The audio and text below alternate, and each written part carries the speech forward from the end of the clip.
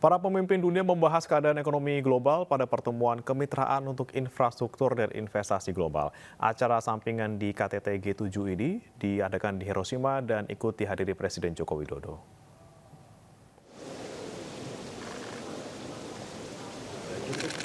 Dalam pertemuan yang berlangsung di Hotel Grand Hiroshima, Jepang, 7 pemimpin negara maju dan lembaga yang tergabung dalam Kemitraan untuk Infrastruktur dan Investasi Global atau PGII membahas upaya kolaboratif oleh G7 untuk mendanai proyek infrastruktur di negara-negara berkembang.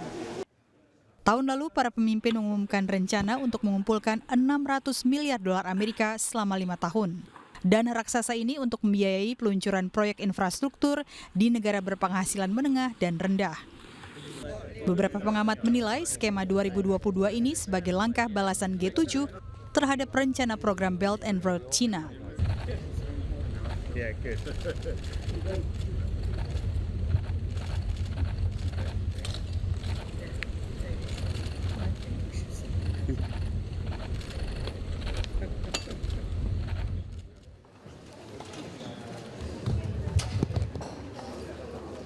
Sementara Presiden Republik Indonesia Joko Widodo mengajak para pemimpin negara G7 untuk bekerja sama dan mendukung pembangunan infrastruktur di Indonesia melalui investasi yang nyata untuk mewujudkan pemerataan dan kesejahteraan.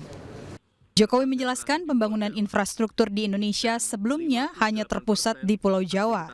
Akibatnya pembangunan tidak merata dengan sebaran jumlah penduduk dan kegiatan perekonomian di tanah air. Pembangunan infrastruktur baik berupa seaport, airport, kemudian jalan tol, kemudian power plant adalah agenda besar Indonesia dalam meletakkan fondasi kemajuan untuk menciptakan pemerataan dan meningkatkan daya saing bangsa. Sebelumnya pembangunan infrastruktur hanya terpusat di Pulau Jawa. Satu pulau dari 17.000 pulau yang dimiliki oleh Indonesia, yang akhirnya berdampak pada 56% penduduk terkonsentrasi di Pulau Jawa, dan 58% aktivitas ekonomi juga terpusat di Pulau Jawa. Ketimpangan ini yang terus kita tekan melalui pembangunan infrastruktur di luar Pulau Jawa, baik berupa sekali lagi seaport, power plant, airport, jalan tol semuanya. Showcase transformasi. Mengenai pembangunan ibu kota negara baru atau IKN, Jokowi mengatakan pendanaan pembangunan infrastruktur dasar IKN berasal dari APBN. Pemerintah akan membuka peluang pendanaan dari pihak swasta atau investor apabila indikator tingkat efisiensi dari pembangunan tersebut dinilai baik. Pembangunan infrastruktur di Indonesia sangat penting lewat investasi yang konkret dan pembiayaan inovatif lainnya. Pemirsa, Presiden Jokowi juga sempat menggelar pertemuan bilateral dengan Presiden Brasil Luiz Inácio Lula da Silva di Hiroshima, Jepang hari Sabtu. Isu-isu yang dibahas adalah kerjasama penanganan perubahan iklim.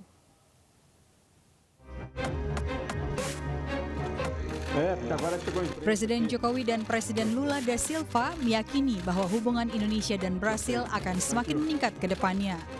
Dalam pertemuan yang berlangsung di Hotel Riga Royal, Hiroshima, Jepang, isu utama yang dibahas adalah upaya kemitraan di bidang kehutanan. Indonesia dan Brasil adalah dua negara yang memiliki hutan hujan tropis yang cukup besar, sekitar 30% dari jumlah hutan hujan tropis di dunia. Sedangkan isu lain yang dibahas adalah mengenai kerjasama penanganan perubahan iklim dan peningkatan kerjasama dalam pengembangan peternakan dan pengadaan daging bagi Indonesia. Presiden Lula sendiri sangat mengharapkan Presiden Jokowi dapat berkunjung ke Brasil.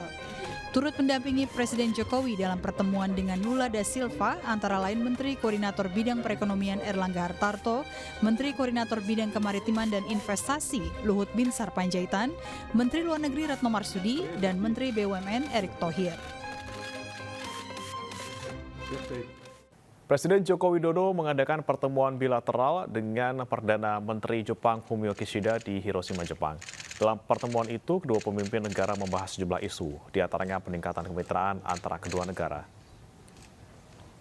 Presiden Jokowi menyampaikan apresiasi atas undangan dari pemerintah Jepang kepada Indonesia untuk menghadiri konferensi tingkat tinggi G7 di Hiroshima, Jepang. Dalam diskusi antara kedua negara, Presiden Jokowi mendorong kembali percepatan penyelesaian perundingan perjanjian kemitraan ekonomi komprehensif Indonesia-Jepang atau IJEPA. Presiden menargetkan perundingan itu bisa selesai pada September tahun ini. Dan selain itu, Presiden Jokowi juga menyinggung terkait investasi, termasuk percepatan penyelesaian proyek pembangunan MRT di Indonesia.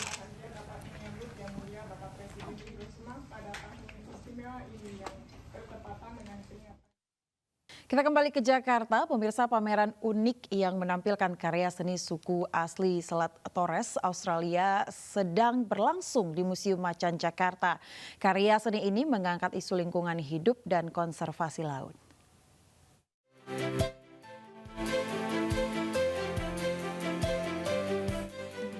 Pameran karya seni unik yang dirangkai oleh kelompok seniman Selat Torres, Arab Arts dari Australia, pekan ini berlangsung di Museum Macan Jakarta.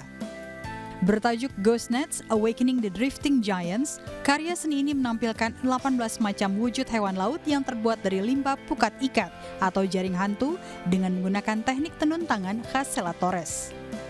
Terinspirasi dari lautan yang menghubungkan antara Australia dan Indonesia, pameran ini menampilkan seni kontemporer penduduk Selat Torres, termasuk eksplorasi berbagai tantangan laut seperti pengurangan sampah plastik. Message that we're portraying is we want to recycle the nets, the abandoned nets that we get from the ocean to protect our reef for the future generation, like our grandkids and their grandkids.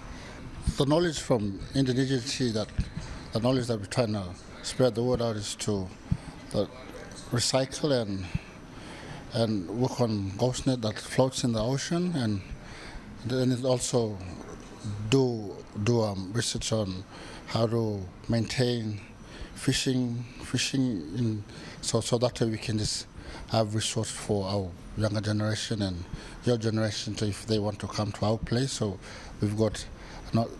we can teach our tradition fishing to your children. Selain menggelar pameran, sejumlah pelajar juga diundang oleh Kedutaan Besar Australia untuk ikut serta dalam workshop dalam proyek seni yang unik ini. Menalar memikir sesuatu kreativitas yang saya dapat lakukan dengan benang-benang, tali-tali seperti ini. Saya juga bisa dapat pengalaman lewat sini, jadi saya bisa praktekkan lebih dalam lagi di rumah. Tadi ada kesulitan nggak mungkin seperti apa? Kesulitannya mungkin pas nyari idenya itu saja. Ini jadi saya buat ikan pari-pari. Modelnya jadi ini ada kerudungnya, terus ada ikatan tali juga yang menjerat, karena tadi sesuai dari video tadi ada pesan-pesan, jadi kayak ikan pari-pari itu banyak sekali tali yang menjerat di tubuh ikan pari-pari tersebut. Ghost Nets Awakening the Drifting Giants didukung oleh Qantas Airways dan akan dipamerkan di Museum Macan hingga 4 Juni dan selanjutnya akan dibawa ke Bali. Dari Jakarta, Disti Arifa, Wildan, iNews melaporkan. Ratusan babi ternak mati diduga akibat terjangkit virus di Goa, Sulawesi Selatan. Dinas Peternakan dan Kesehatan Hewan mencatat puluhan ribu babi mati akibat terjangkit virus.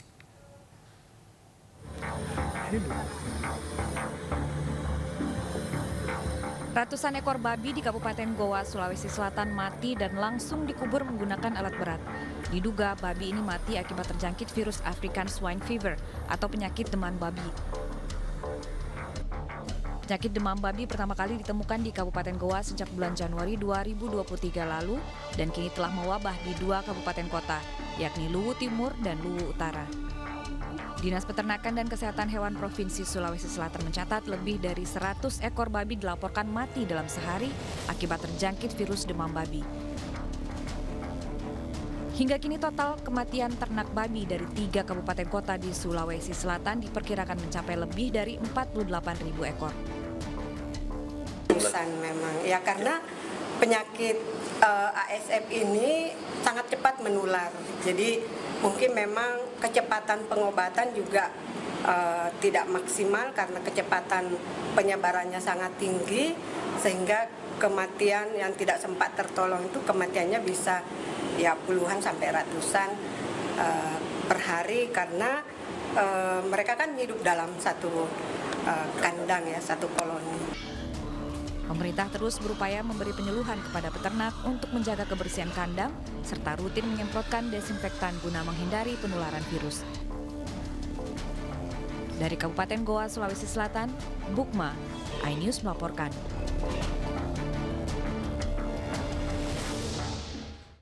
Pemirsa, mantan kiper Timnas Indonesia Kurnia Mega menjual medali dan atribut sepak bola yang dimiliki untuk memenuhi biaya pengobatan mata. Mendengar kondisi kesehatan Kurnia Mega, Ketua Umum PSSI Erick Thohir turut prihatin dan siap membantu.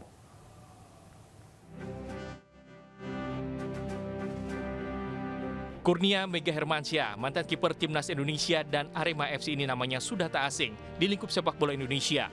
Kurnia Mega memiliki berbagai prestasi. Meraih Piala Kemerdekaan 2008, pemain terbaik Liga Super Indonesia 2009-2010, menjadi runner-up di AFF 2010 dan 2016, dan juga runner-up saat mengikuti SEA Games 2011 dan 2013. Namun disayangkan, pada 2017 lalu, Mega mengalami penyakit gangguan mata hingga memutuskan pensiun dini sejak kompetisi Liga 1 2017. Hingga kini kondisi kesehatan matanya masih buruk. Untuk memenuhi kebutuhan pengobatannya, Mega terpaksa harus menjual medali dan atribut sepak bola yang dimilikinya. Mendengar kabar mantan pemain bola Indonesia itu, Erick Thohir selaku Ketua Umum PSSI menyampaikan siap membantu. PSSI juga akan membuka yayasan PSSI yang difungsikan sebagai wadah membantu atlet sepak bola Indonesia yang mengalami berbagai kesulitan.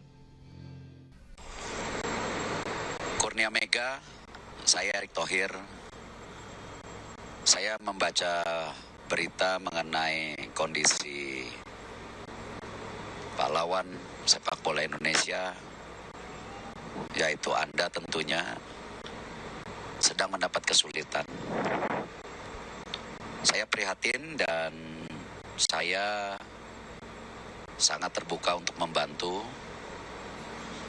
Seperti yang saya juga waktu itu sudah sampaikan ketika bertemu para atlet sepak bola senior pada ulang tahun PSSI, untuk kami pengurus baru PSSI coba mencarikan jalan kepada para pejuang sepak bola Indonesia.